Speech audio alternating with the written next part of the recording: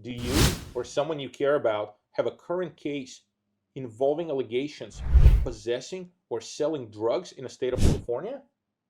Are you worried that being accused of selling or possessing drugs could destroy the rest of your life and land you in jail? If so, please watch the rest of this video. Hello, my name is William Pernik. I'm a criminal defense attorney and a certified specialist in criminal law in the state of California. Here with me is my friend and my law partner, Roland Soltes.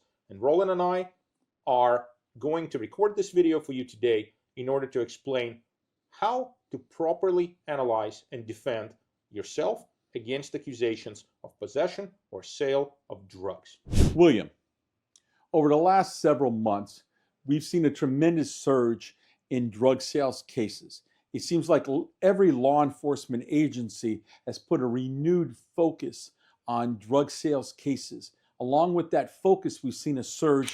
People get arrested and criminal filings in drug sales cases. Is there anything specific that you attribute this to?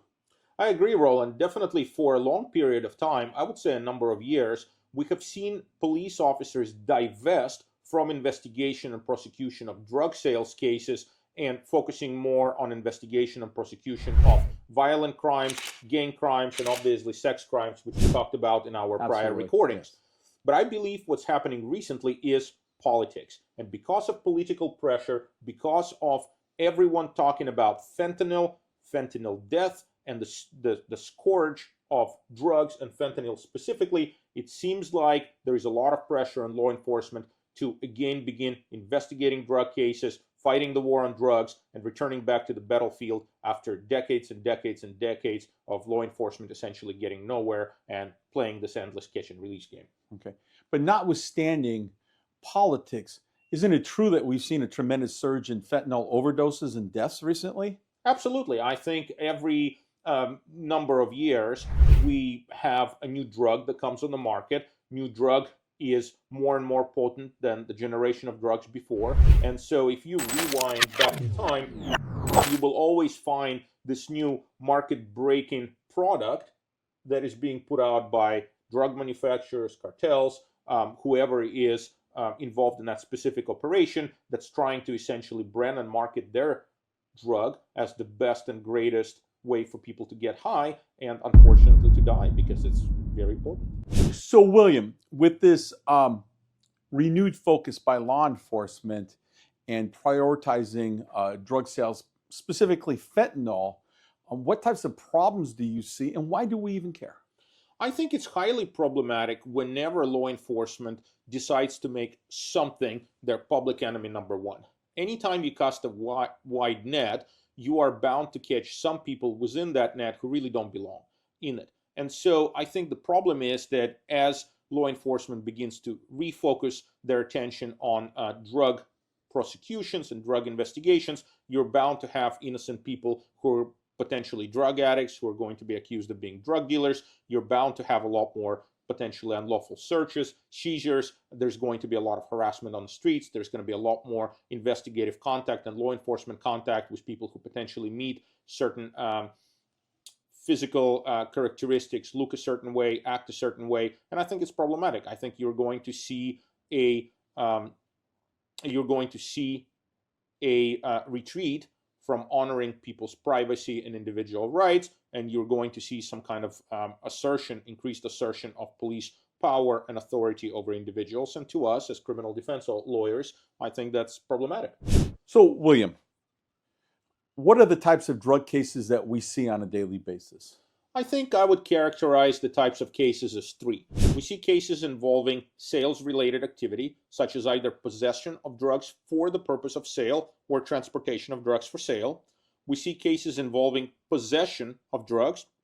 And then we see cases involving smuggling of drugs into controlled environments like county jails or prisons. William, with these three different types of drug cases that we see on a regular basis, what are the types of penalties that people are facing, and are certain types of case more severe than others? Absolutely. I think for sure anything that relates to sales is going to be the most serious of these three. That's because any kind of offense that involves possession for sale or transportation for sale of a narcotic substance, of a controlled substance, of an illegal, unlawful drug is going to be a crime of moral turpitude that could disqualify people from financial aid. That's a flaw of moral character. It could create serious problems for people who have professional licenses. It could be really awful for people who are not US citizens because it could create significant immigration concerns. And universally, cases involving possession or transportation for sale are all felony cases. In turn, cases involving simple possession of drugs for personal use tend to be misdemeanor possession cases. Folks who have a drug problem that results in them possessing drugs typically will be eligible for drug treatment programs, and so they may be able to avoid a conviction for possession alone. And because of that, there is a much greater opportunity to not only avoid having a criminal record, but also to get the help that you need for an underlying substance use problem, and quite likely avoid going to jail and avoid getting a conviction that could destroy the rest of your life. The third category of cases is unique because prisons and jails are considered to be controlled environments.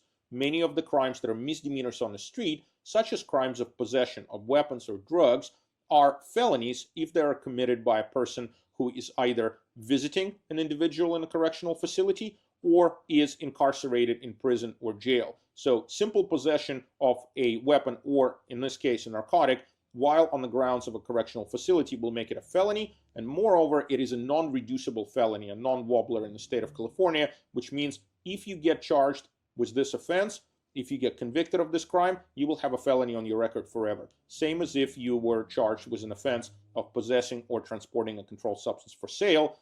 So you will be treated like a drug dealer even if you only bring a substance into a correctional facility for personal use. So, William, with this renewed focus by law enforcement on drug sales and identifying drug sales and arresting people for drug sales, what are the 5 or 6 main things that police officers look for in identifying somebody who is a drug dealer? Absolutely. That's a really good question, Roland. I think number one has got to be how much drugs is the person possessing and how are they possessing it. The more drugs a person has on them and the more these drugs are packaged in individual containers or bindles or bottles, if we're dealing with pills, the more likely it will appear to a police officer that this person is a drug dealer as opposed to a user. The more the drugs are possessed as a singular item that's not individually prepackaged, the less likely it's going to appear to a police officer that the drugs are possessed for sale, and the more it's going to appear as if the person is possessing the drugs for personal use.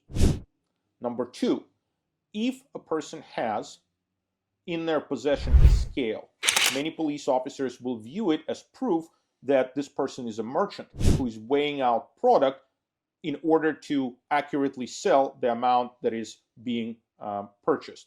So if you carry a scale on you, even if you're not a drug dealer and you're simply using the scale in order to weigh out the product that you're purchasing, you're going to make yourself vulnerable to an appearance of being a drug dealer, because this is how a law enforcement officer is going to interpret it.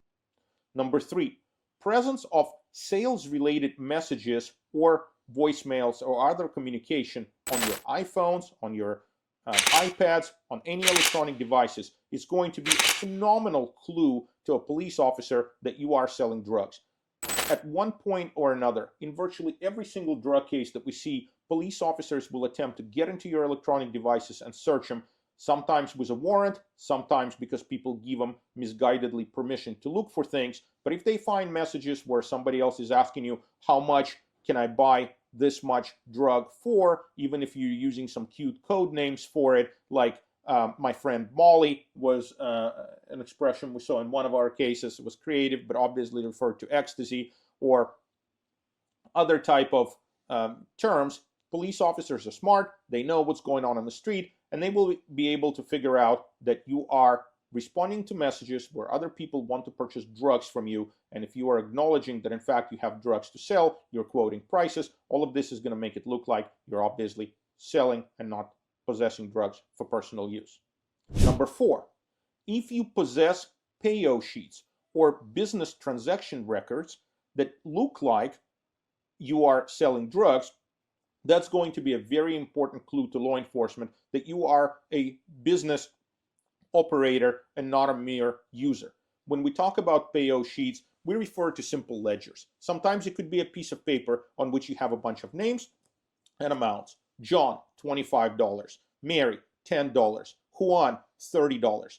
To a police officer who is sophisticated enough to understand how much certain drugs cost, in what transactions individual users typically purchase drugs, it's not that complicated to decipher a payo sheet, and they can fairly easily conclude that these sheets are records, sometimes very poorly kept, records of a drug transaction as opposed to simple list of people who owe you money. So if you are possessing drugs for personal use and you happen to simultaneously carry a piece of paper with a reminder of all the people in the world that owe you money, you might be inadvertently creating an impression that you are a drug dealer, especially if you're possessing quite a bit of drugs, you're carrying them in separate packages, have scale on you, and a bunch of money laying around in small denominations.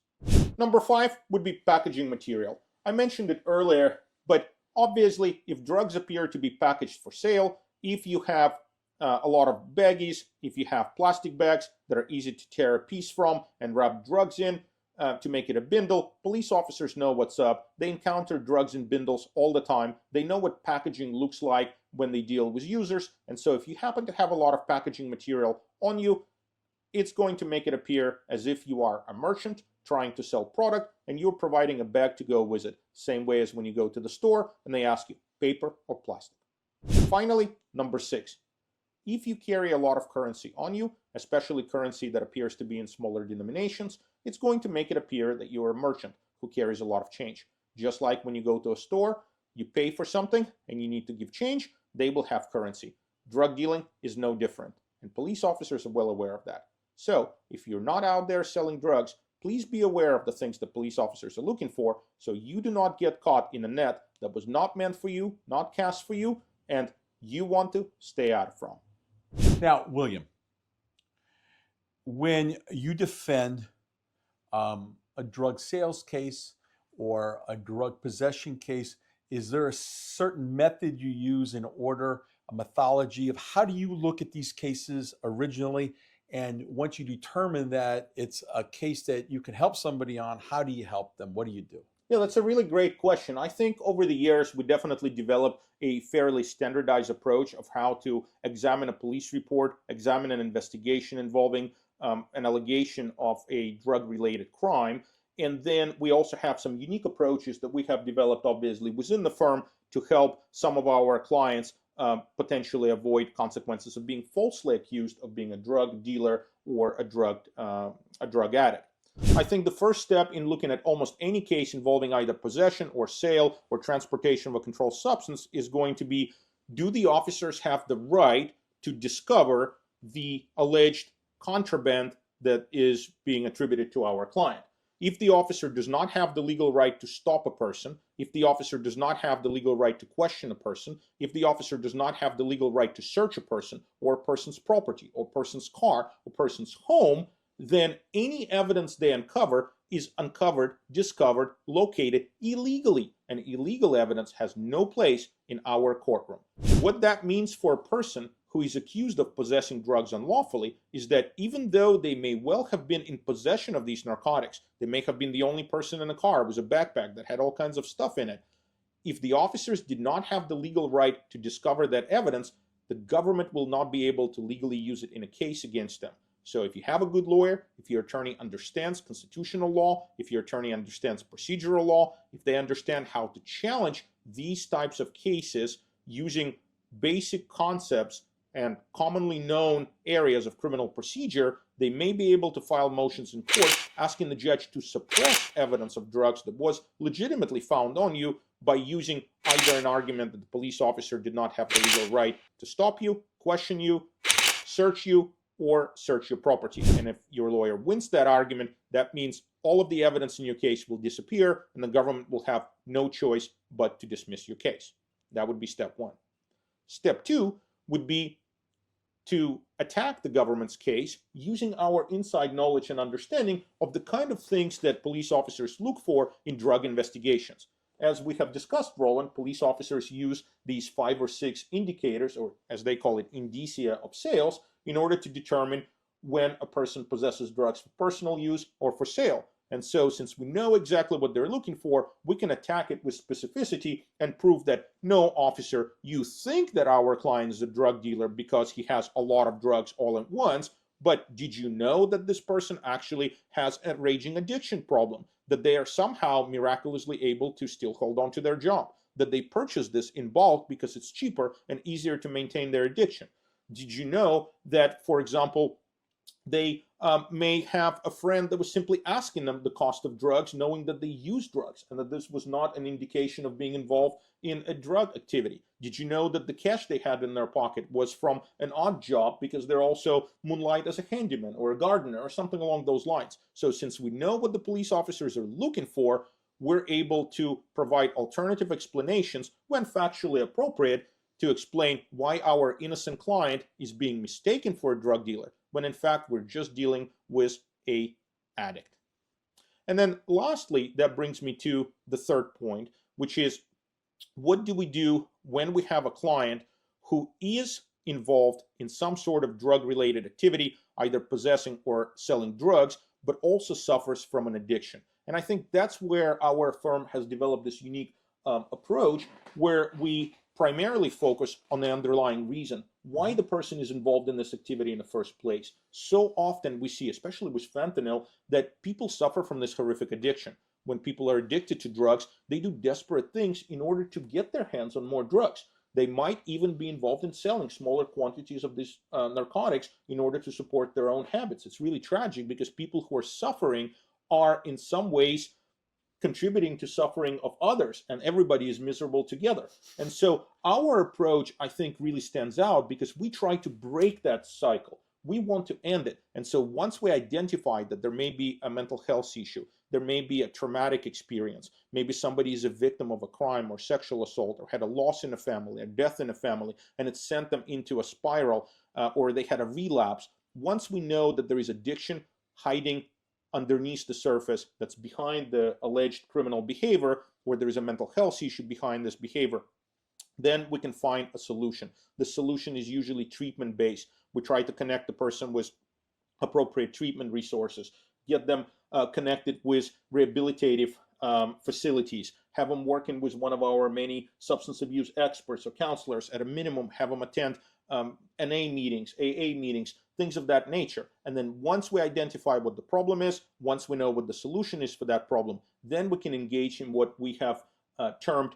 solution-focused or solution-targeted advocacy, which is when we go to court, we approach the prosecution, we approach the judge, and we explain that, yes, we understand how this looks on a surface, but what you don't know about our client is that all of these things in their background happen, that this person lost their father, that this person was an addict who was in recovery, that they had a relapse, that there was some kind of trigger, that there was some kind of trauma, and as a result of that, they started using again. They became desperate, they purchased these drugs, they transported or possessed them in a certain way because of their addiction. And there is hope, there is treatment, we have identified these things, our client is already doing these things, and as a result, the right thing to do would be to not convict this person of a felony, to not make this person a drug dealer for life, not to send this person to jail or to prison, but instead to fix the problem so it never happens again and we can have a productive member of society as opposed to yet another statistic.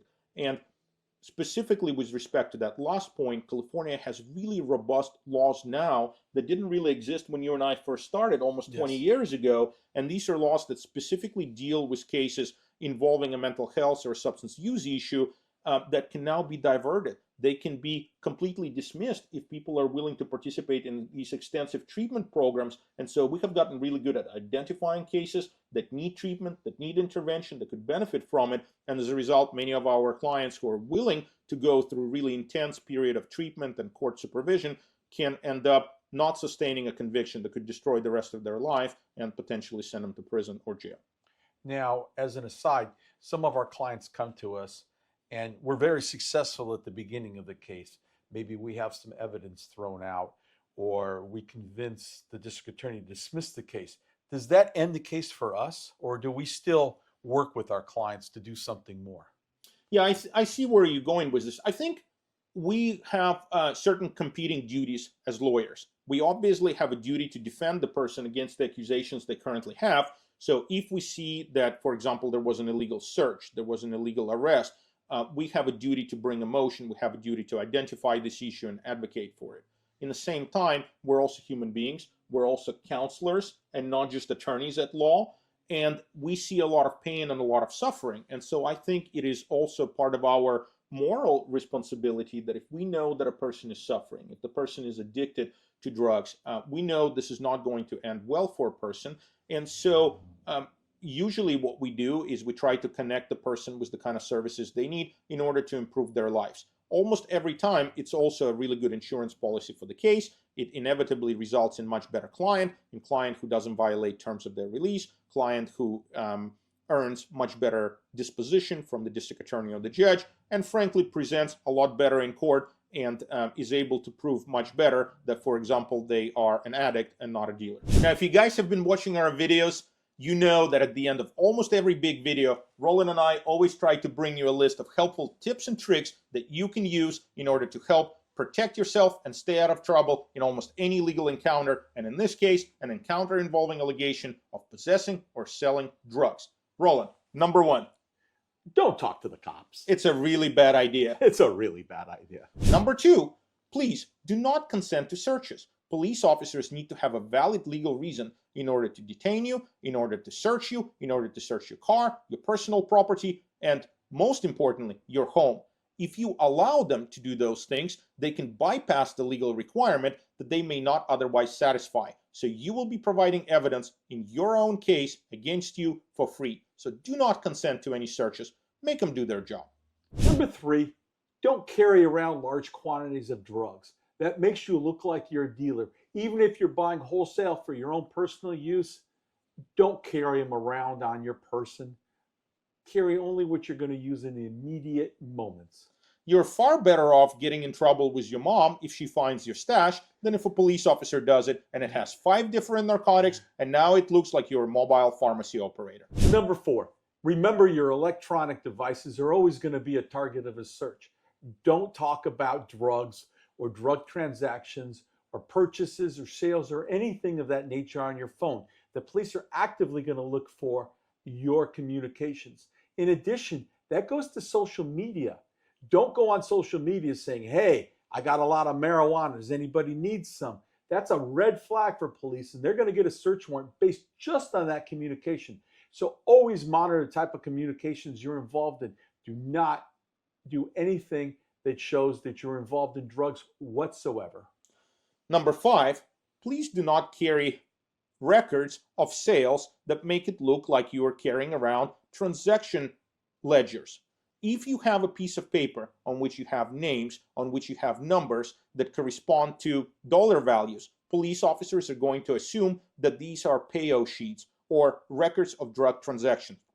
If they find it on you, they're going to brand you a dealer, and you're going to have a really tough time explaining that these records pertain to something else.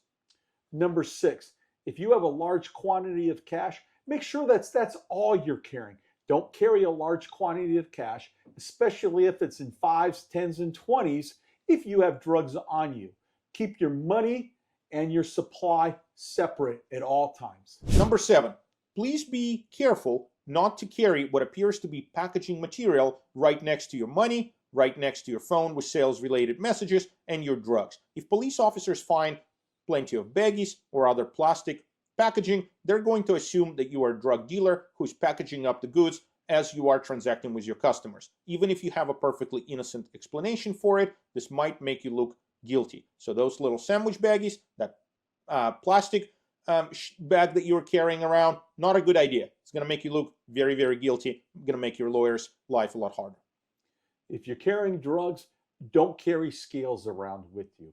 If the police officer sees scales in addition to drugs, in addition to money, in addition to packing materials, you're automatically going to be assumed that you're a drug dealer. If you want to weigh the drugs, make sure you have nothing else on you. If you act like a drug dealer, if you dress like a drug dealer, if you talk like a drug dealer, and you drive around town looking like one, you're going to attract police officer attention. So don't talk the talk that you're not prepared to walk. Be careful with how you appear to others. because these appearances, especially if they're mistaken ones, could come at a very steep price. And finally, if you have an underlying mental health issue or a substance abuse issue, please be sure to discuss it with your attorney. In cases involving prosecutions for possession and especially sales of drugs, the presence of a mental health condition or substance use disorder could be a really powerful defense in your case. It could qualify you for an alternative to criminal prosecution, and it could save you from getting convicted or going to jail. Please remember a very simple rule. Drug addicts go to rehab and treatment, and drug dealers go to jail. Finally, police officers, especially if they find you in possession of small quantity of drugs, will almost always try to recruit you to act as their informant. It's a really bad idea to become a police informant, especially if there is no lawyer who is involved in negotiating that deal for you, because police officers can use you, endanger your life, and then when they no longer have a use for you, or you refuse to do the work that they want you to do, they will toss you aside like a discarded piece of trash. So it is a very bad idea. It puts your life in danger, and it may not get you the benefit that you want. So if you have the idea that you can work off your charges, please be sure to talk to an attorney first about that. You will always have that opportunity later, but it's not a good idea to agree to that while you're in the back of a patrol vehicle. We hope you really liked this video. Please click like, subscribe, let us know if you have any other questions, and until then, stay out of trouble.